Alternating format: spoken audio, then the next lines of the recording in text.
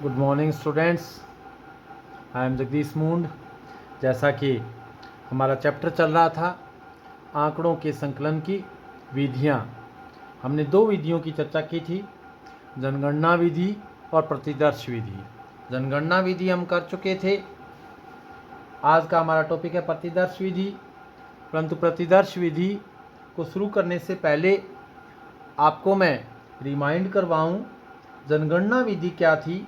जनगणना विधि में हमने प्रत्येक समग्र या जनसंख्या की प्रत्येक मद के संबंध में आंकड़े एकत्रित किए जाते हैं तथा बाद में उसके निष्कर्ष निकाले जाते हैं। वो हमारी जनगणना विधि थी। अब जनगणना विधि से हम आंकड़े एकत्रित कर सकते हैं, उससे निष्कर्ष निकाल सकते हैं। तो प्रतिदर्श विधि की क्या आवश्यकता है? देखिए, जब छोटा क्षेत्र है ऐसे में तो, या कई बार अलग अलग मदें हैं, उनके गुण अवगुण सारे अलग हैं, तो ऐसी अवस्था में तो हमें जनगणना विधि की जरूरत है। परंतु अगर एक जैसे सारे के सारे मदें हैं, सजातीय हैं और विस्तृत क्षेत्र है, बहुत बड़ा क्षेत्र है, तो ऐसी अवस्था में हम प्रत्येक मद से आंकड़े एकत्रित नहीं कर सकते। इसके लिए हमें सैंपल मेथड प्रतिदर्श विधि की आवश्यकता पड़ी। तो शुरू करते हैं। प्रतिदर्श विधि क्या है? प्रतिदर्श विधि, जिसे अंग्रेजी में सैंपल मेथड भी कहते हैं, है क्या ये? जैसा कि आपको स्क्रीन पे परिभाषा दिखाई दे रही होगी, समग्र का प्रतिनिधित्व करने वाले छोटे समूह से संबंधित आंकड़े एकत्रित किए जाते हैं और उनसे निष्कर्ष निकाले जाते हैं। यानी समग्र की प्रत्येक इकाई से आंकड़े एकत्रित नहीं किए जाते, बल्कि उस समग्र में से एक छोटा समूह छांट लिया जाता है और उससे जो आंकड़े एकत्रित होते हैं उन्हीं से हम निष्कर्ष निकाल सकते हैं। ये थी आपकी किताबी परिभाषा। अगर आपको एग्जाम्पल के रूप में मैं समझाऊं तो, जैसा कि हमारा कृषि प्रधान देश है, किसान खेती से संबंधित आप सभी लोग परिचित हैं।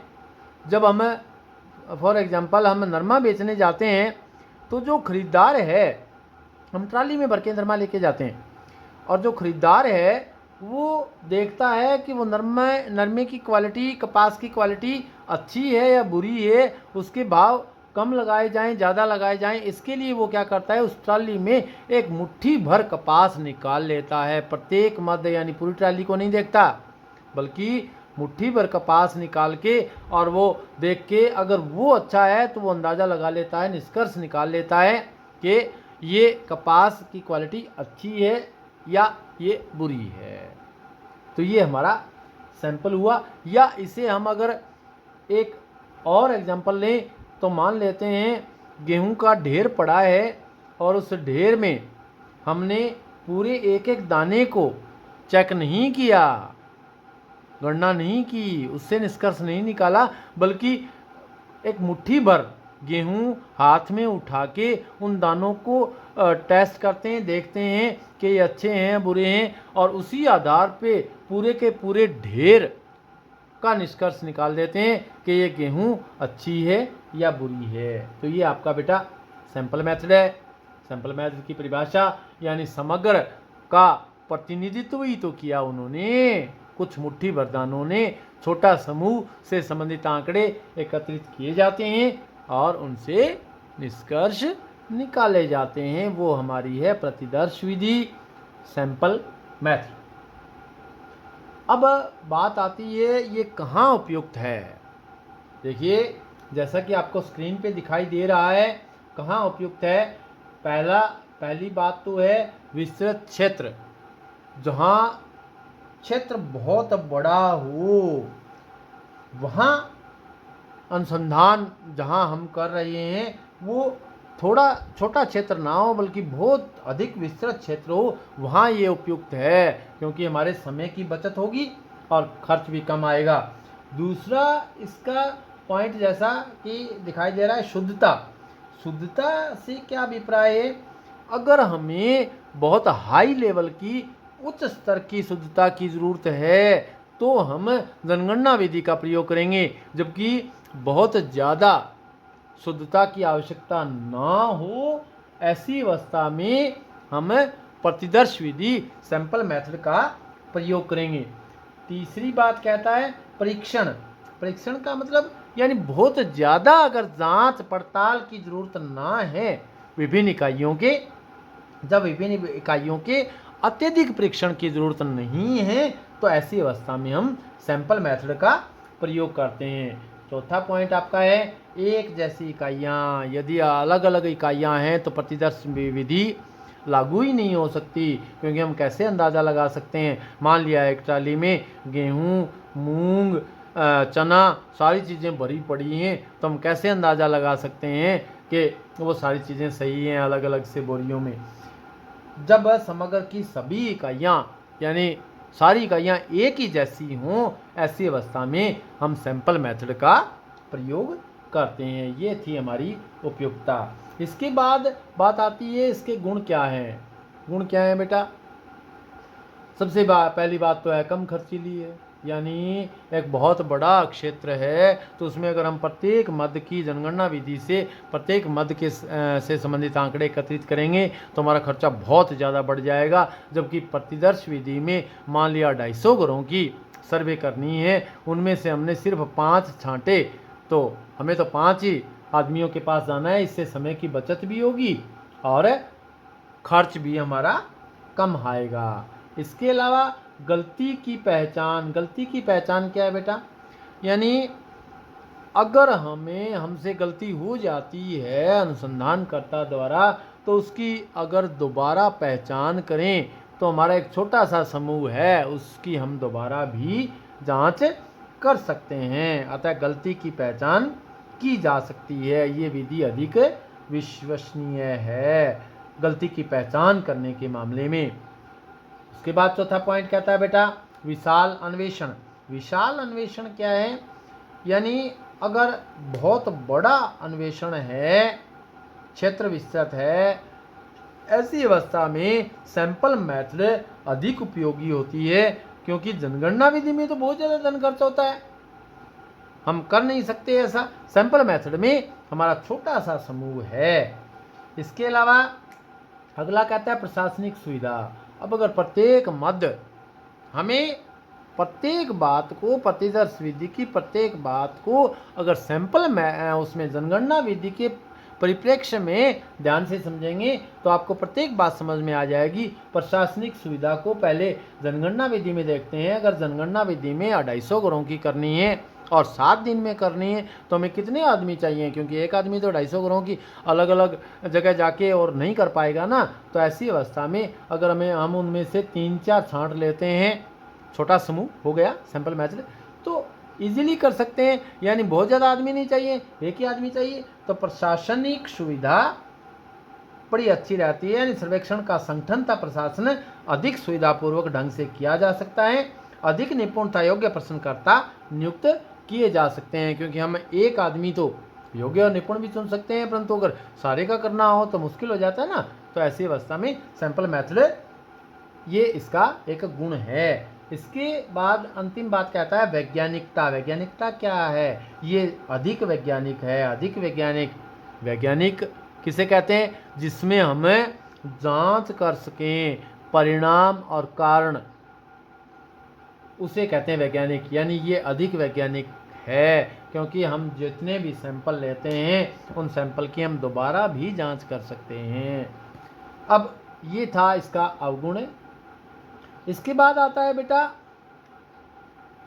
ये था गुण और उपयुक्तता। अवगुण।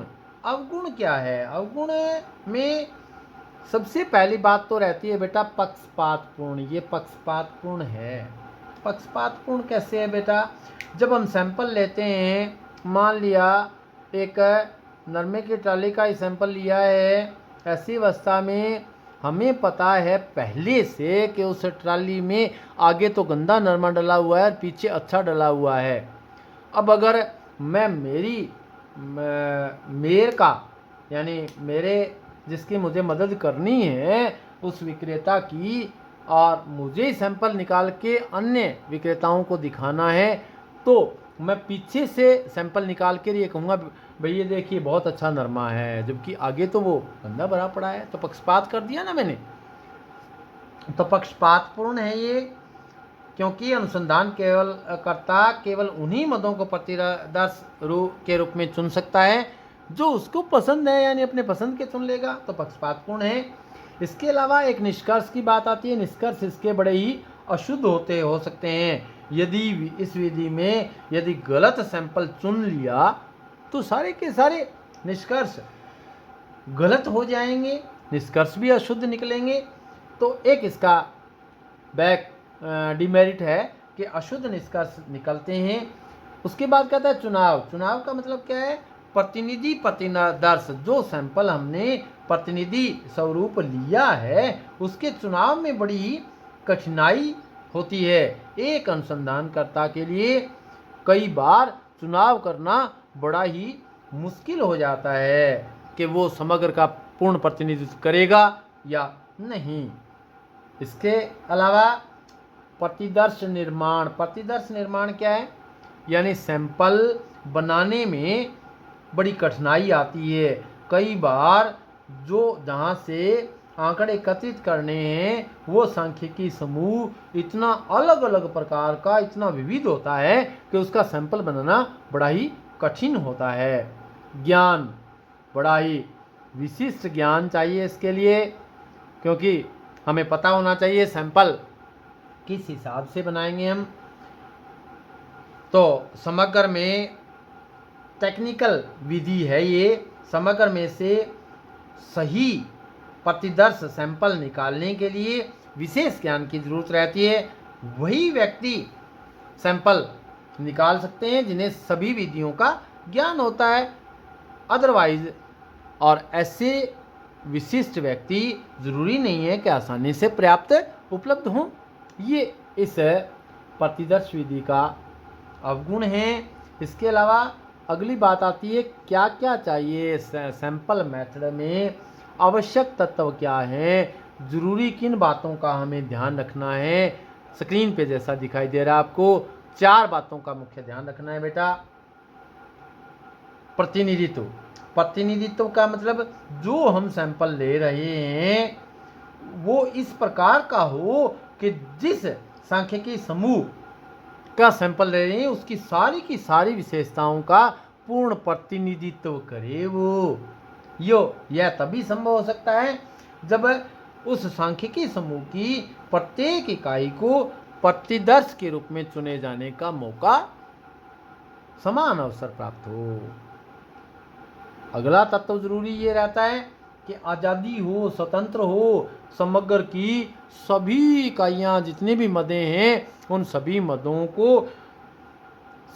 मदें एक दूसरे से स्वतंत्र होनी चाहिए। इसका मतलब है किसी एक इकाई का प्रतिदर्श में शामिल होना दूसरी पे निर्भर नहीं होना चाहिए। सजातीयता सबसे बड़ी बात है बेटा। इस पॉइंट में प्रतिदर्श की सजातीयता होनी चाहिए। सजातीयता का मतलब एक समान होनी चाहिए सारी मदें, उनकी विशेषताएं एक जैसी होनी चाहिए, तभी हम सैंपल निकाल सकते हैं। यदि अलग अलग होगा तो हम सैंपल मेथड का प्रयोग नहीं कर पाएंगे। पर्याप्तता का मतलब है प्रतिदर्श के रूप में चुनी जाने वाली इकाइयों की संख्या पर्याप्त होनी चाहिए, तभी विश्वसनीय निष्कर्ष निकाले जा सकते हैं। तो ये था हमारा प्रतिदर्श विधि, सैंपल मेथड। अब सैंपल मेथड कितने प्रकार का होता है, ये कितने प्रकार की विधियां हैं सैंपल मेथड में, ये 6 प्रकार की विधियों के अंतर्गत हम अध्ययन करेंगे। नंबर 1 यादृच्छिक प्रतिदर्श, सहविचार, सत्रित, व्यवस्थित, कोटा, सुविधानुसार। ये 6 प्रकार की विधियों के तहत हम चर्चा करेंगे अगले टॉपिक में, आगे के लेक्चर में। आज का आपका इतना ही है, काफ़ी है बेटा। आपको याद करना है प्रतिदर्श विधि है क्या, उसकी परिभाषा, उसकी उपयुक्तता क्या है, उसके गुण क्या हैं, अवगुण क्या है, कौन कौन से आवश्यक तत्व हैं। इस टॉपिक को अच्छे से क्लियर करना है और इसके क्वेश्चन आंसर भी आपको अपनी नोटबुक्स में लिखने हैं। अगर आपको इस टॉपिक में सैंपल मेथड में कहीं कोई प्रॉब्लम आती है तो मुझसे कांटेक्ट करना बेटा। फोनिकली कर सकते हो या मेरे पर्सनल व्हाट्सएप पे मैसेज करके भी पूछ सकते हो। That's all, have a nice day.